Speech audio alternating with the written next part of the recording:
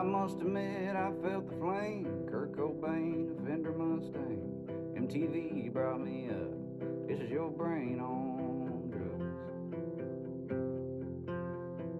And I won't forget that first girlfriend that got me into Boys to Men. And I grew up a lot that year. My sweatshirt said no fear. My life was a stereo, and it was everything. First one in line for the last dance with Mary Jane. Hiding in my headphones, laying on a bedroom floor. 1994. Tell mom, see you later. You don't be blowing up my pager. When the show's over, I'll come home. When that is, I don't know. Teen spirit in the air before we all on cell phones. Study hall passing notes. Yes, no, or I don't care. When my life was a stereo, and it was everything. Soundtrack first kicked out at the roller rink. Hands held, two hearts falling on a hardwood floor. 1994. 1994. Think you know it all when you don't know any better. You tell yourself you're gonna live forever. The fire's burning, and I'm still holding the torch from 1994. Still amazes me that I go into tiny little spots like this with this boat. Every time I do it, it's just awesome. So the creek goes that way, and that way. We got something to explore today, me and River. I'm gonna drop the anchor pretty quick. Look at how this shore is. I could throw something right to that. Look how close I am to shore. That's so cool. This might be a place where I teach River to swim to shore.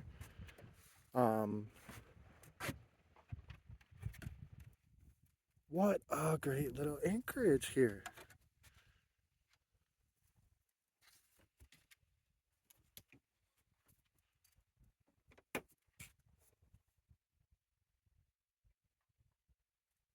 If you go out that way, that's the north to go up to the ditch, and if you go out and make a right here, that's to go down to the marina and the lock. And if you looked at my episode Trouble with My Engine, where I had to go to the Bay Springs Marina,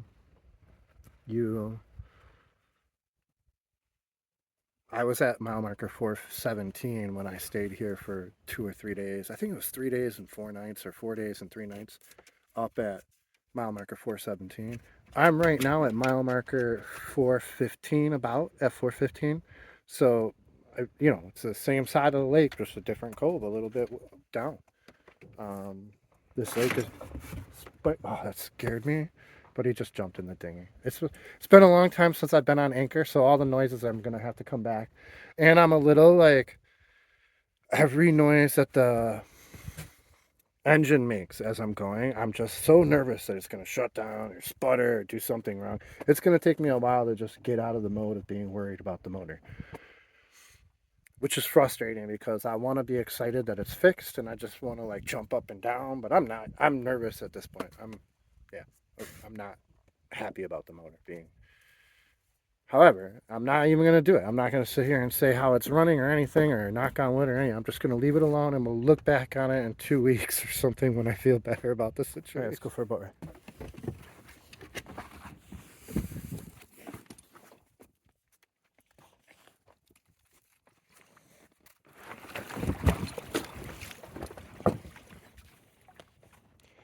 I don't even think we need to start the motor. We're so close to the beach.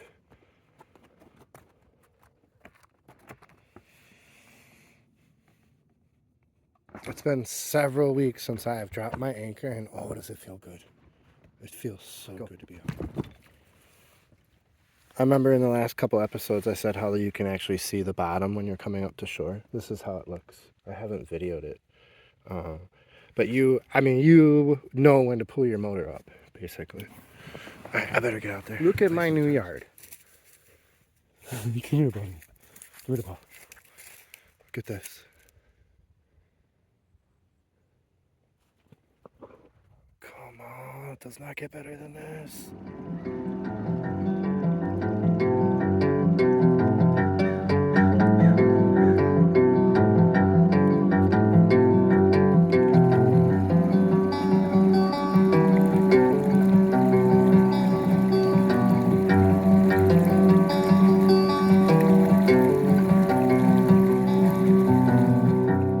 You can say the sun is shining if you really want to. I can see the moon and it seems so clear. You can take a road that takes you to the stars. Now I can take a road that'll see me through. I can take a road that'll see me through. Looks like the sun is going down, right, River? Yeah, we got like maybe, what is it, 1 finger per half an hour, something like that. So half an hour. I started the fire. I just threw some coal in there. I got it going and I threw some coal in there. I got these branches from the beach by the marina, and they're pretty good. They're really dry. And then I got this briquette coal, charcoal. And I figure I would rather warm up the boat. I don't want it to get cold. I want to warm up the boat now. Because the cat is awesome and deserves it. You were a phonograph, I was a kid. I sat with an ear close, just listening. Was there when the rain tapped away down your face? You were a miracle, I was just holding your space.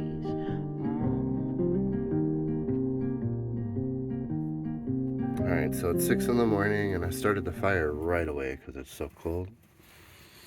Cricket's in the blankets. Although she's been running around all night. I'm gonna go take River to shore. It's pitch black out still, but should make for the sun coming up pretty soon. Alright, buddy, let's go check out and see if there's any light out there.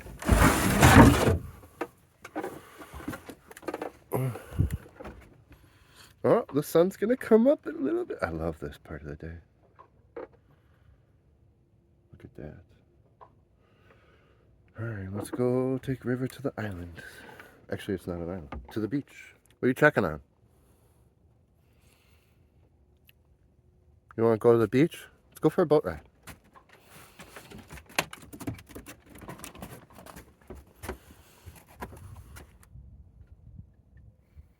Look at that. Sun's coming up, buddy. Good, because it's cold. It'd be nice to be like 60 degrees. That's a little too much of a fire to have in here. You see that?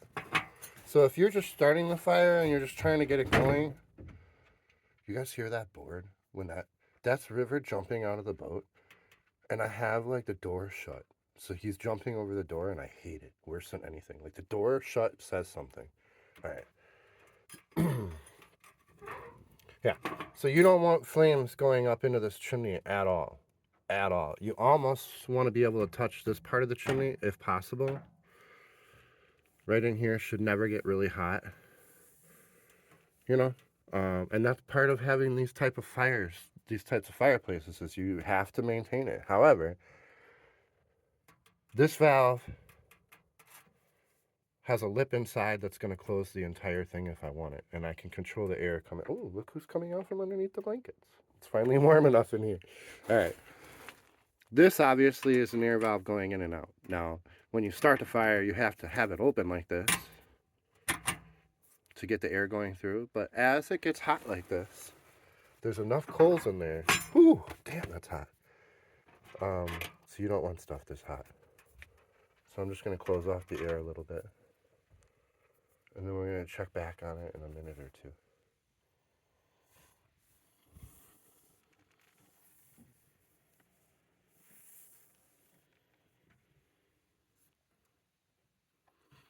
This is not a stove that has a double pipe going through the roof. What it is it's a gap here, and the other chimney just sits on top, so it's really sticking into the other chimney. It kind of is doing a double wall thing, but in reality what it's doing is it's giving a lot of space in the fiberglass in the hole here. But like I've said, in a tent or in a boat like this, if you get the fire going too hot, you can start the boat on fire. No question about it. That's a lot better. And all I did was just adjust this, really. And it brought it under control. You just gotta look at it. The best thing about a fire in a small stove in a small space is that this is what I'm doing today. You know, all morning I'm gonna have coffee and play with the fire. It's kind of something to do until the sun comes out and it's 8 or 9 o'clock in the morning when the boat warms up. So it's cold enough. I burned all my wood last night, so River and I are gonna have to go get some wood, some firewood this morning. These trees are great for firewood. You can cut off all these branches, cut them into little logs, process them, and put them in your thing, and stay warm. So you guys have seen me cut firewood before. I'm not gonna put you through that again, but I'm gonna do it. It'll keep me warm. All right, so it's day 2. The boat started right up. I revved it a little bit, and the alternator jumped right up to 14. Sounds like it's running. All right, the motor started up, perfect. And I revved it a little bit. Alternator kicked in. It's looking pretty. I'm gonna go for a boat ride. I'm just gonna, take it out and just boat around for a couple hours. It's 11 o'clock. There's a south wind, so the wind actually feels warm compared to the air. So even though there's a wind, I'm sure it'll feel cold in a little bit, but right now it feels good. I'm gonna go out there and try this. All right, we're gonna start pulling in there. I don't know if it's the wind or if the motor's bogging again. I don't know.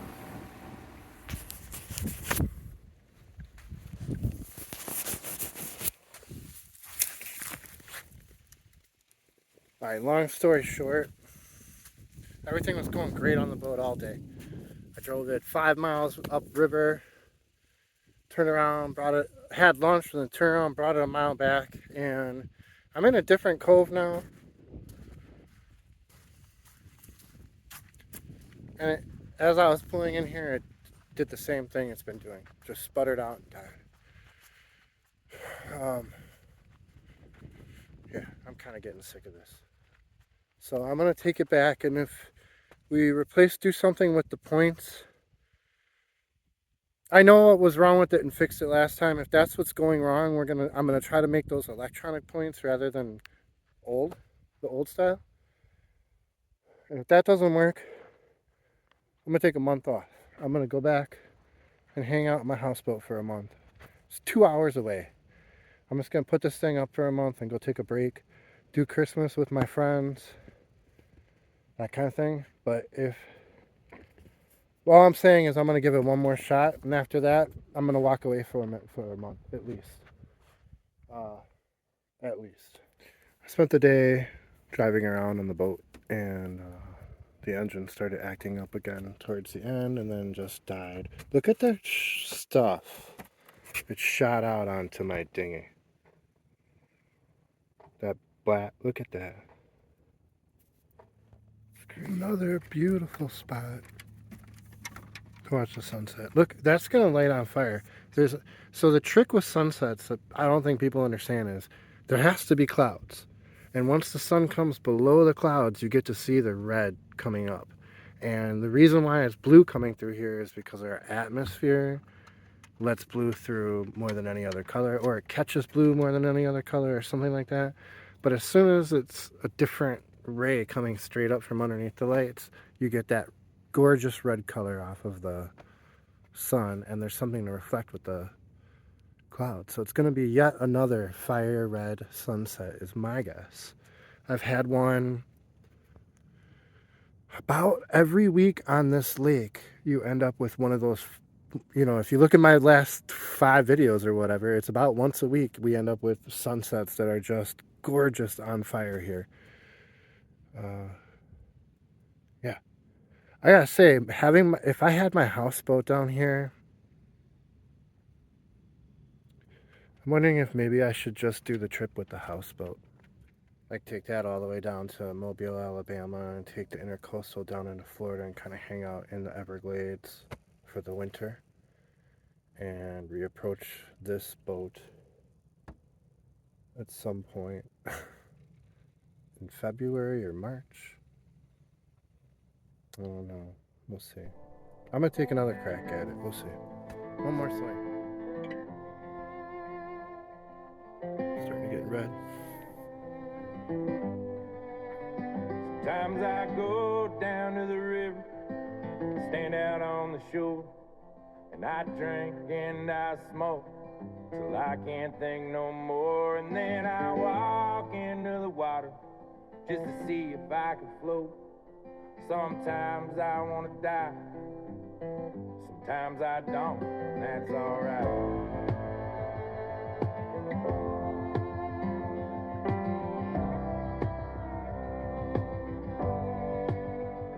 If I go down to the city, it's because I got a show. That's the only time you'll ever make me wanna go down there. I can't stand all the people talking fast and walking slow. They just get out of my way so I can play my songs and go. That'd be alright. That'd be alright if that sun comes up tomorrow and I have another day. I guess I'll do my best to chase these demons away, and I'll be alright. These dogs, I don't think they're strays, but that looks like river, like no tomorrow. I almost thought it was river for like a split second. Look at that. Way better behaved though. What's the cattle dog's name?